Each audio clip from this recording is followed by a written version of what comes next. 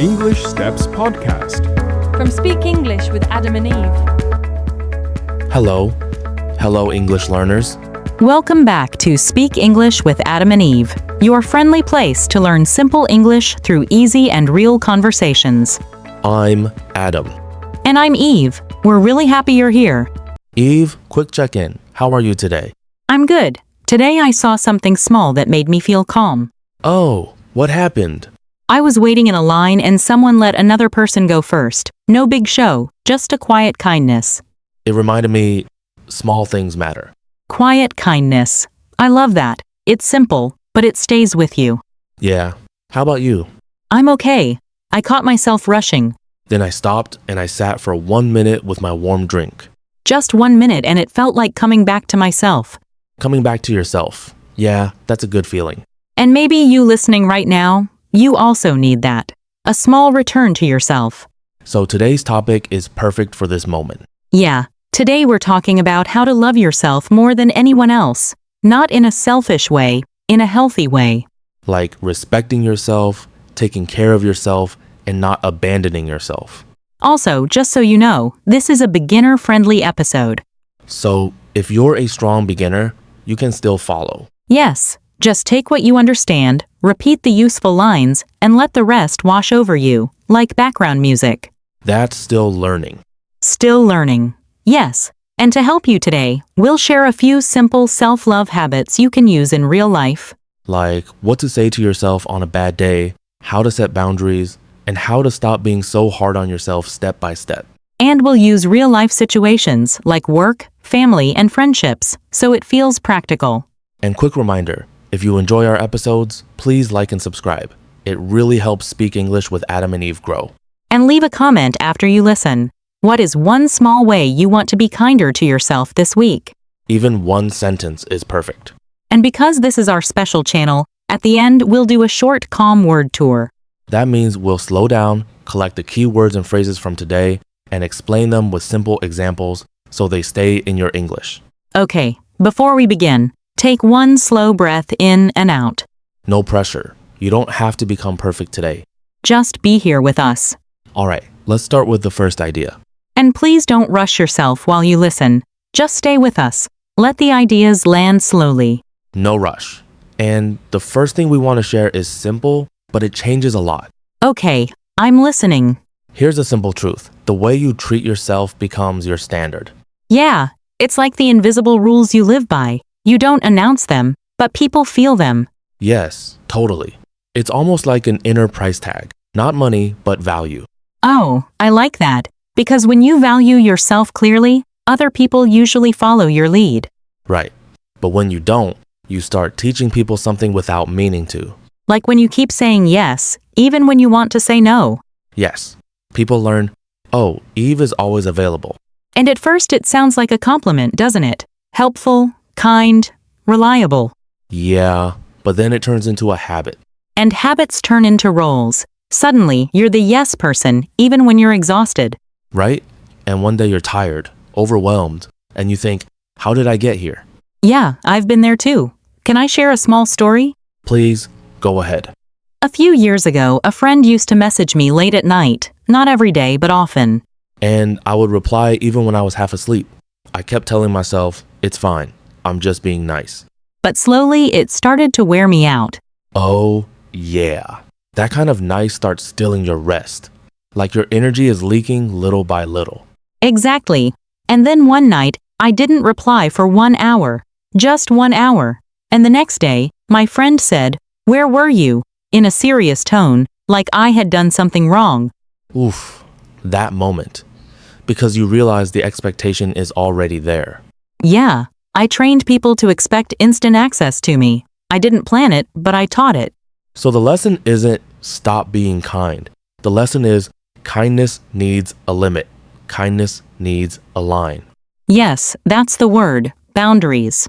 In English, boundaries means your personal limits. What is okay and what is not okay. And boundaries aren't walls. They're more like doors.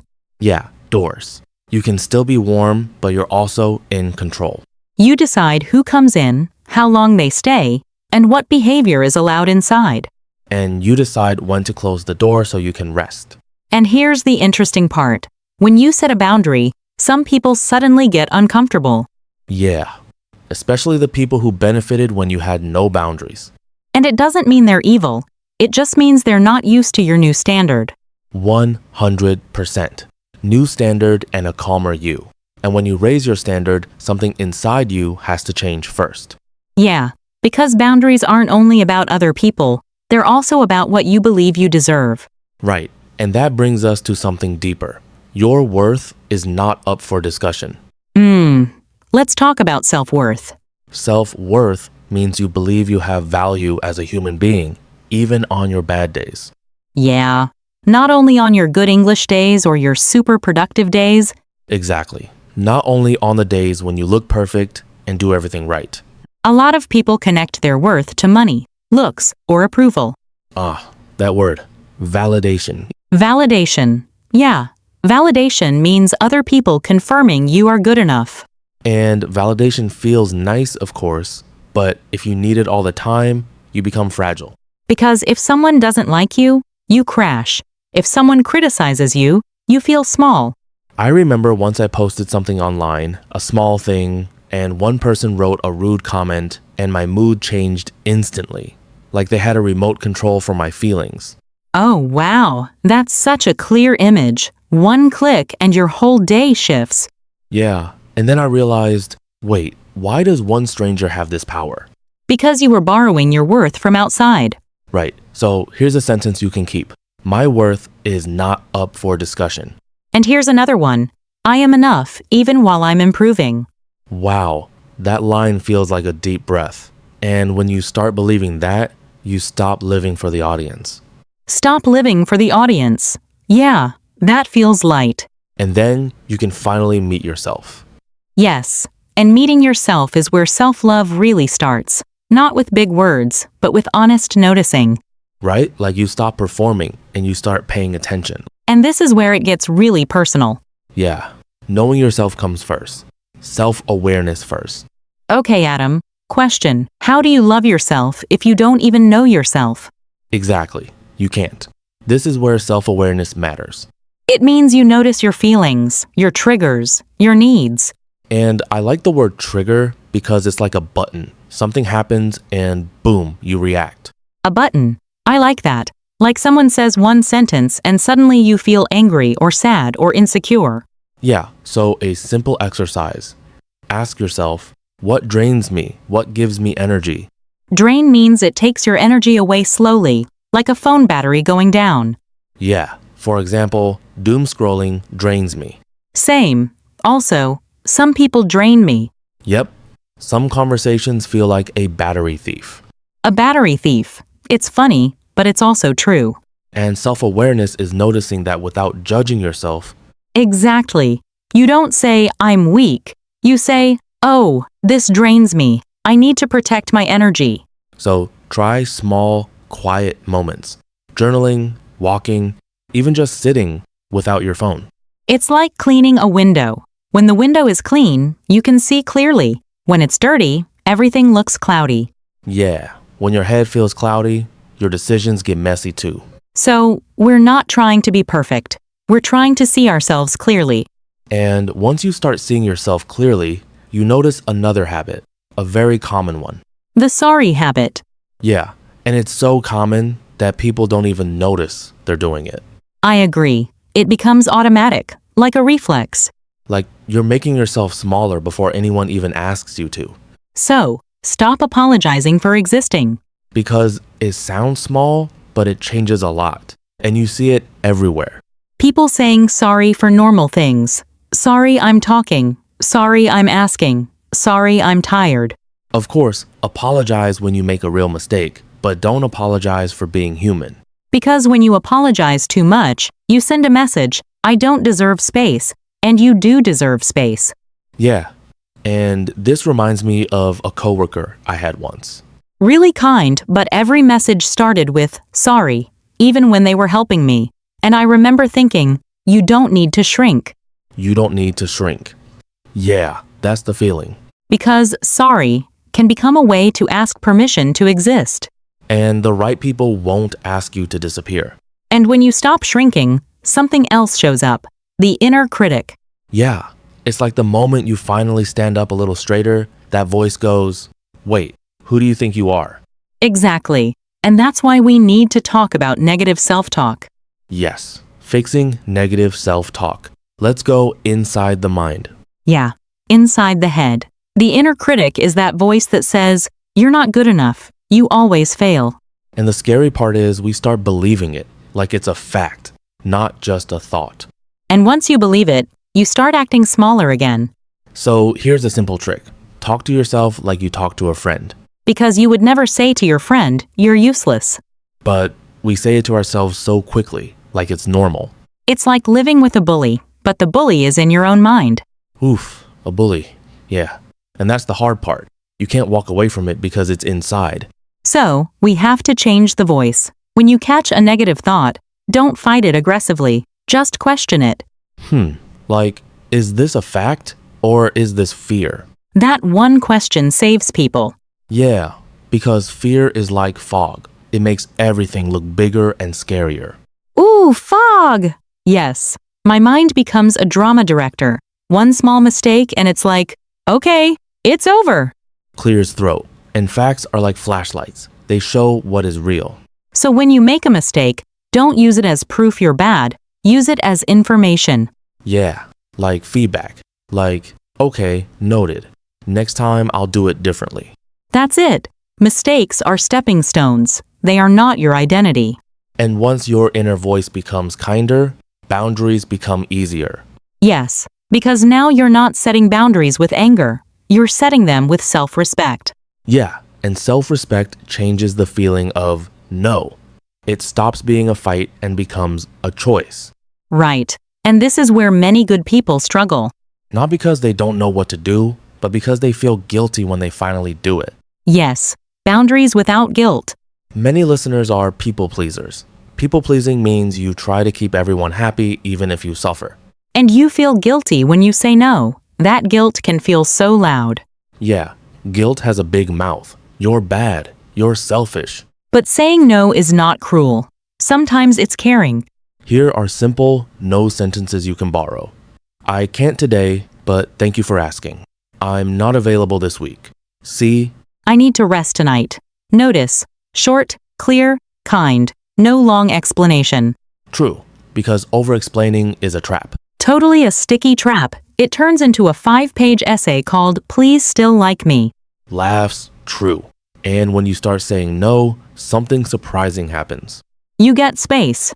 Yeah, and in that space, you can finally feel joy again. Because joy needs room. When your life is too crowded, even good things can't breathe. Yeah, that's so true. When you're always running, always pleasing, always explaining, you don't even notice the small good moments. Exactly. And once you have space, you remember something important. Yes, you remember that happiness is not a luxury. Some people treat happiness like dessert. Maybe later. Right? Like it's a reward. But happiness is part of health. And you don't need a perfect life to feel small joy. Yeah, small joy counts. Like a slow coffee, a short walk, a clean room, a good song. A message from a friend.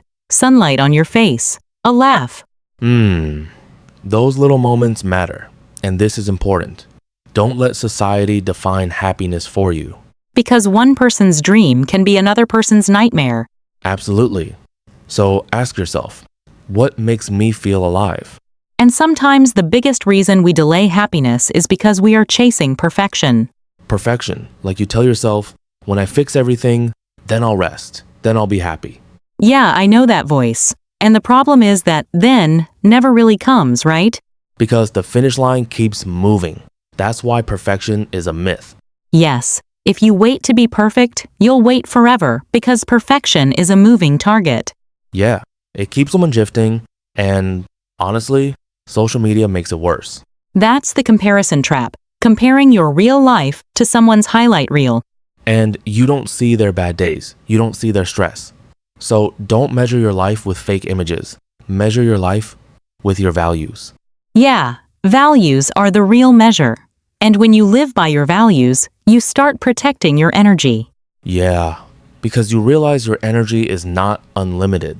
So true. You can't keep giving and then act surprised when you feel empty. Even good people burn out. Yeah, and I think many listeners feel that. They're not lazy, they're just tired. Exactly. So this is a gentle reminder. Protect your energy. Not in a selfish way, more like in a I want to stay healthy way. Right. Because your environment matters. People, content, routines. What you allow around you affects you. Some relationships feel warm, some feel unsafe. Yeah. And your body notices first. You feel tense. You feel small. You start choosing your words too carefully. And if someone constantly makes you feel small, that's a sign. It doesn't always mean they're a bad person. It just means the space isn't good for you. And sometimes you outgrow people. It's sad, but it's real. Yeah. And you don't need a big fight. You don't need drama. Sometimes you just step back little by little. Right. A little distance, more quiet, more room to breathe. Peace is also a choice. Yeah, I like that. And when you choose peace, you become stronger after hard moments. You bounce back. And when you can bounce back, you start trusting yourself again. Because you're not breaking yourself after every hard moment. You're learning how to recover. Exactly. It's like life still hits you, but you don't fall apart the same way. Right. So let's talk about that recovery, that bounce back feeling. Bounce back means you recover after something hard like failure, rejection, or just a bad week. And I like this phrase because it doesn't mean nothing hurts. It just means you come back. Yes. And people who love themselves bounce back faster because they don't punish themselves with shame. They don't do that long, I'm worthless speech in their head. Instead, they say, okay, that was hard, but I'm still here. And then they look for one small win. Not a huge victory, just something small. Like, I got out of bed. I answered one email. I went for a short walk. Yes, those are wins. Celebrate small wins because small wins build confidence. Quiet confidence. It's like building a wall with tiny bricks. One brick doesn't look like much, but over time it becomes strength. Yeah, and those little bricks help on the bad days. Because you can tell yourself, I've done hard things before. And to bounce back like that, we need one final ingredient: forgiveness. Yeah, forgive yourself. A lot of people are carrying old guilt like a heavy backpack. And they've carried it for so long it starts to feel normal. But it isn't. It makes everything heavier. Even small days feel hard. And forgiving yourself doesn't mean saying, what I did was perfect. Right, it means I'm human, I learned, I will do better. And then you release the pain instead of living inside it. You stop replaying the same moment and beating yourself up again and again. You keep the lesson, but you put down the shame. That's a beautiful line. You deserve a fresh start. And if you're listening and feeling emotional right now, just breathe. You're okay. Yeah. And we'll end in a calm way because this is Speak English with Adam and Eve. It's time for our short, calm word tour. That means we slow down. We collect the keywords from today and we explain them with simple examples. You can replay this part anytime. No pressure. Just let the words settle. Okay, let's start. First one we kept using was standard. Yes, your standard is your personal rule. It's what you accept and what you don't accept. For example, my standard is respect. If someone is rude, I step back. Or my standard is rest. I don't answer work messages late at night. We also set available. Available means you have time. You can respond. You can do it. For example, I'm not available tonight. I need to recharge. Or, are you available for a quick call? And we described people as reliable. Yes, reliable means people can trust you. You do what you say you will do. For example, she's reliable. If she says she'll help, she really helps. Or, I want to be reliable, but I also need boundaries. We use the word overwhelmed, too. Overwhelmed means you feel like there is too much and your brain feels full. For example, I felt overwhelmed this week, so I took a quiet break. Or, when I have too many tasks, I get overwhelmed. And of course, boundaries. Big word today. Yeah, boundaries are your personal limits. What is okay and what is not okay. For example, my boundary is no work chats after 9 p.m. Or, my boundary is speak to me with respect. And when you set boundaries, Some people get uncomfortable. Yes, uncomfortable means you don't feel relaxed. You feel uneasy, a bit tense. For example, he looked uncomfortable when I said no, or I feel uncomfortable in loud places. We talked about self-worth. Yes, self-worth means you believe you have value as a person even on bad days. For example, my self-worth doesn't change because of one mistake, or I'm working on my self-worth. I want to respect myself more. We talked about validation. Validation is when other people confirm you're good enough, like approval.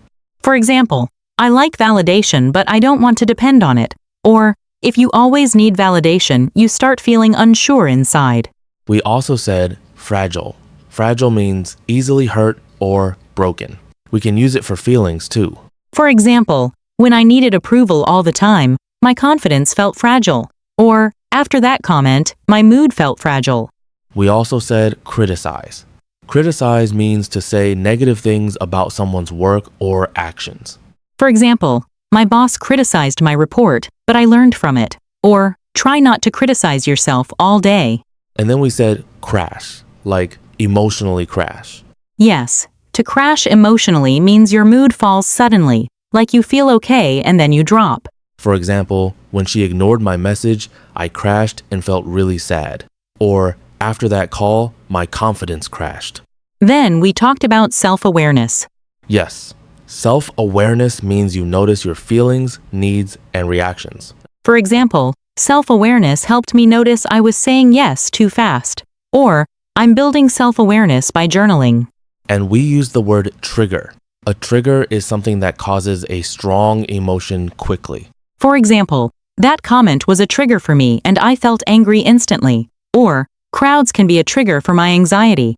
Then we used drain. To drain means something takes your energy away slowly. For example, doom scrolling drains my energy. Or, negative people drain me. And we said doom scrolling. Such a modern word. Yeah. Doom scrolling means scrolling online for a long time, usually reading negative or stressful things. For example, I stopped doom scrolling at night and I slept better. Or, when I doom scroll, I feel heavy after. We used apologize too. Apologize means you say sorry when you did something wrong. For example, I apologized for being late. And we also said, don't apologize for being human. Then we talked about the inner critic. The inner critic is that voice inside you that says, you're not good enough. For example, my inner critic said I would fail, but I tried anyway. Or, when my inner critic gets loud, I take a breath and slow down. And connected to that was negative self-talk. Negative self-talk is the harsh way you speak to yourself in your mind. For example, I'm replacing negative self-talk with kinder words. Or, negative self-talk makes small problems feel huge. We also said the word selfish. Selfish means you only care about yourself and ignore others. But setting boundaries isn't selfish. It's healthy. For example, it's not selfish to rest when you're tired. And we talked about guilt. Guilt is that bad feeling you get when you think you did something wrong. For example, I felt guilt after saying no, but I reminded myself it was okay. Or, guilt can be loud, but it's not always correct. And the last one, regret. Regret means you feel sad about something you did or didn't do. For example, I regret not speaking up, but I'm learning now. Or, I don't want to live with regret, so I'm choosing a fresh start. Okay, that was our calm word tour. You can replay this part anytime. Listen again and try using one word in a sentence today. And remember, you're still learning. That's not a problem. That's the whole point. Okay, before we go, let's just sit with one small idea. Not 10 ideas, just one. If you remember only one thing from today, let it be this. The way you treat yourself teaches people how to treat you. And you don't have to change everything overnight. Just choose one small upgrade this week. Maybe one boundary. Maybe one kinder sentence to yourself. Maybe one no without a long explanation. And if you want to make it real, leave us one comment. Yes, write one line. This week I will, and finish it in your own words. We read your comments and they really help other listeners too. And if this episode helped you, please like and subscribe. It tells YouTube, yes, more of this, please. We're really proud of you for staying with us till the end. This is Eve. And this is Adam. You've been listening to Speak English with Adam and Eve. Bye. Your progress doesn't end here. To continue advancing your English skills, click on the next video we've thoughtfully selected for you.